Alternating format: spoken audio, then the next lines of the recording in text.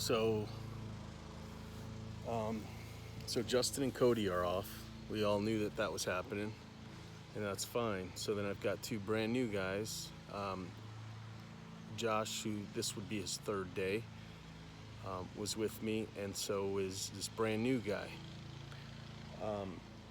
And anyway, Josh, his kid's school called him that his kid got hurt, so he had to leave. So now I'm literally alone with a brand new guy. What can you do? It's just crazy out here. It's nuts. So anyway, we're trying to get through these lists. We got 38 today. I don't know, I think we're on 20. So we're moving along. We'll get caught up tomorrow. But I've never had this many employee calling off. Employees call off. I've never had this kind of thing happen. Obviously it's all legit, family, kid got hurt, family tragedy. So, it's just nuts. But anyway, we're getting through this list. The drama continues. So I don't know if you remember, I had that 48-inch Toro grandstand just sitting at my shop. We were gonna try to use it, but I hired these new people and they didn't really know how to use it right. They were spitting the grass clippings from the bottom of the deck at the wrong places, and it just was causing a mess. And I don't want to lose any customers, so I gave Josh this little setup with a little mower, and I had the Toro. I had the Toro grandstand just sitting here in my shop, just sitting right there for like 2 weeks, maybe about a week, maybe two. And I realized it was just going to sit there. We don't really have big properties, believe it or not. We don't have any properties that really require us that we have to use that to save a bunch of time, because we still have the 36-inch mower. It's back here. Anyway, so that 48-inch Toro was just sitting there, and I went into the Honda or the mower dealer place that I go to, and I just said to him, hey, would you consider trading this Toro grandstand, 48-inch Toro grandstand? They know the grandstand. They worked on it. They serviced it all the time. So would you trade that for 4 Honda mowers? Because I figure the value of 4 Honda mowers is about $5,000. I was going to try to sell that 48-inch for $5,000. And so I thought, what the heck? I'll just ask. And sure enough, he looked it up. Boom, boom. He said, "Yeah, we could do that." So right then he said, "Well, I've got 1 mower ready to go. I'll have the other 3 tomorrow. So you go ahead and take the mower." And then I came back to the shop, brought the Toro to them, and so yeah. So this is the first of 4, and I'm giving this one to Josh. Gave him a little setup here. He's been mowing for 2 days now. This will be his third, by himself. He's been mowing 12 yards a day with the crappy mower. With the mower that only one tire was spinning. So I kind of, by necessity, had to make the trade because I am in desperate need of mowers. So this one was in the shop. No, that's Echo. So Foxtrot here was in the shop because the tires weren't spinning.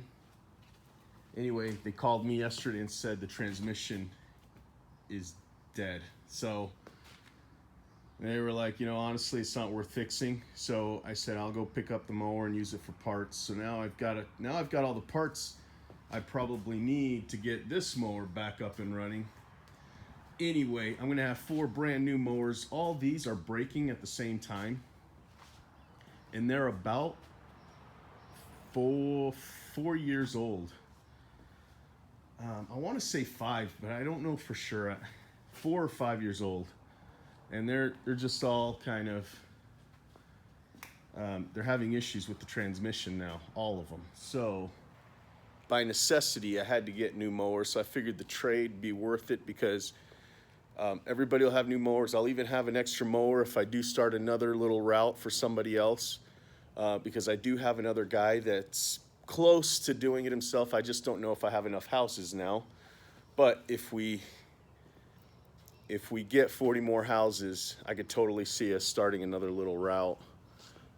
So anyway, again, I'll be getting those 3 new mowers later today, and then I'll be delivering them to the mower guys as I get them. So that should be cool. So yeah. Oh, my babies, they're all ready for me. So today, SA5 tickets go on sale, and I am definitely getting my ticket. I'm buying my ticket, and I'm buying the after party ticket. It's a great networking opportunity. I always leave this conference with something that I apply to my business immediately. So if you haven't gone, I definitely recommend it. By the way, if anybody on here is going, let me know, and maybe we can try and meet up and, I don't know, have a dinner or something like that. That sounds weird. You know what I mean. Could all get together, meet each other, you know, talk about our businesses, our goals, things we're learning from the conference. I definitely, again, if you haven't gone, I definitely recommend it. So I'm back here at that Purple Violet house. And so last week I was here and I showed you, you know, the status of those purple violets, and they were looking like they were dying, so I didn't spray them, but I'm back here now.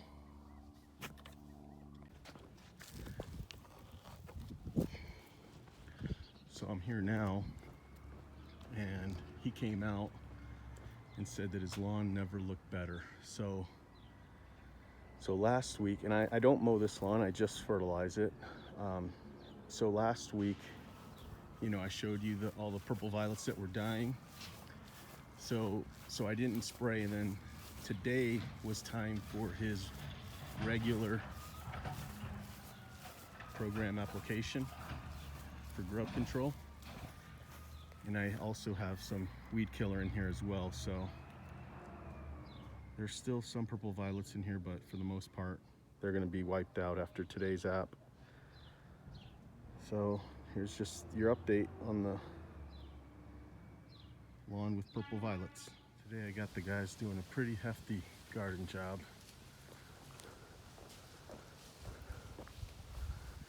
Some heavy weeding, pruning boxwoods.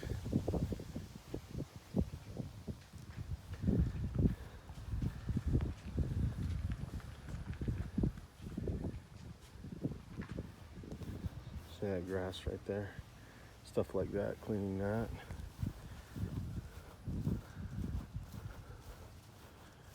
Looks good. We pretty much have one guy that does all the boxwoods so that he could just keep perfecting his craft, because as you can see, it's pretty dang flat.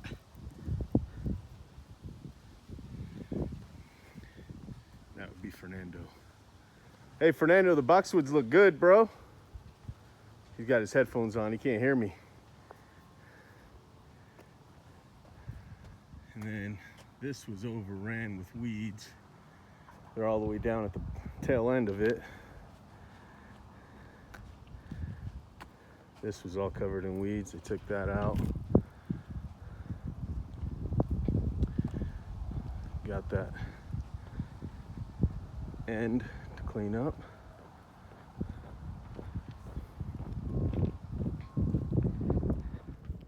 My trash can is full. I got a notice on my camera that somebody was in my parking lot, and I saw a little car pull up, and they threw away this little bag, garbage bag.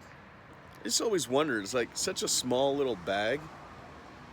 I wonder what, it didn't fit in their trash can, and you know what I mean? And they had to drive over here and dump it in mine.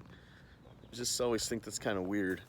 It happens about every couple of weeks. Somebody will use this. Anyway, my point is today, or of showing you this, is that I get this 4 cubic yard dumpster picked up 3 times a week: Monday, Wednesday, and Friday. It fills up just almost as fast as they take it. I almost wish they come on Saturday too, because it just gets filled up so dang fast. So anyway, yeah, it's this little trash can. I'd probably pay, I think it's $130 a month for that dumpster. But it saves me so much more than that, because before I had this dumpster, I've actually had this dumpster for like 3 or 4 years, basically since I moved into this shop. But before that, they would go to the green waste, and you know, you're paying 2-3 guys sometimes to go to the green waste, and then they have to drive there, dump it, drive back. So you're actually paying more in labor than anything else. And here, they just show up to the shop, they're ready to go. Once they dump that, they want to go home, so they're not wasting any time. They dump it real quick and head out. So if you do have a shop and you want to save a little bit of labor, I would definitely look into getting a dumpster. And so I got the 4 yard size, and it worked pretty good. But as I was just telling you, they dump, it gets filled just as fast as they pick it up. So I told them, so I was getting it picked up once a week, and then it started getting filled up really quick. So then they went 2 days a week, so it was Monday and Thursdays. And now we're at 3 days a week. And so far it's pretty good. We're just right there on the line to where we don't really need another day. But like I said, it'd be nice if it was empty right now, because it definitely gets filled up on Fridays. But you know, we don't really have a mow route today, so, and we don't have gardeners working today. So Saturdays, thank goodness, we're down to 1 employee on Saturday, by the way, which you're probably going, well, you're not making as much money. Yeah, probably not. But everybody is on overtime usually by this time. Everybody's on overtime by Friday. So if we can get caught up and then start making a dispatch route for Monday, that's awesome. So that's where we're at finally this week. We do have the sprinkler guy coming in today to get caught up on some sprinklers. I think we have about $800 in sprinkler repair, probably more than that actually, but at least 800 that I know that we can do today. Hopefully we'll get those knocked out, maybe do a couple of easier ones and make another couple $100. We've been turning people down for sprinklers. Actually, we haven't really been turning them down. We've just been telling them the truth, that we're about 3 to 4 weeks out, and that kind of makes everybody go, yeah, well, they'll keep looking. So I think that's turning people down when you tell them you're that far out, because they're not going to want to wait that long. But I've actually, that brings up another topic. I've called the sprinkler supply store, and I asked them, who is the biggest sprinkler company that goes in there that has the most employees, so that if I if I'm so backed up with work, who I could refer that to, who I can send out, who I can refer work to. I don't really need anything. I just want to make sure my customers are taken care of, or people that call have somebody I can refer. And they said that everybody is asking the same question, even the big ones, even the ones that have 20 or more sprinkler technicians are calling the sprinkler supply store and asking who they can refer work to because they can't keep up with the work. That's crazy to me because there's such high profit margin in sprinklers. I mean, when June, July comes around and lawns are really dying because of the heat of the summer and there's no rain, you you can pretty much charge the premium price for the labor because there's nobody out here doing this. But the problem is it's so hard to find sprinkler technicians, uh, especially here in Utah because it's so seasonal. It's the most seasonal service there is. I mean, you know, sprinklers, you can install all year round. That's different. But sprinkler repairs, and you can't really install all year round, but you can as long as there's no snow on the ground and things like that. But so from sprinklers shuts down pretty much end of October, early November, and it's shut down completely the rest of November, December, January, February, sometimes March for the most part. And they start to finally pick up in April. So that's like 6 months later. So 6 months out of the year, the sprinklers are pretty much shut down for most residentials. Now, when they finally do pick up, it's April, May, June, July. That's the busy, crazy. You can never have enough sprinkler technicians to handle the work. But then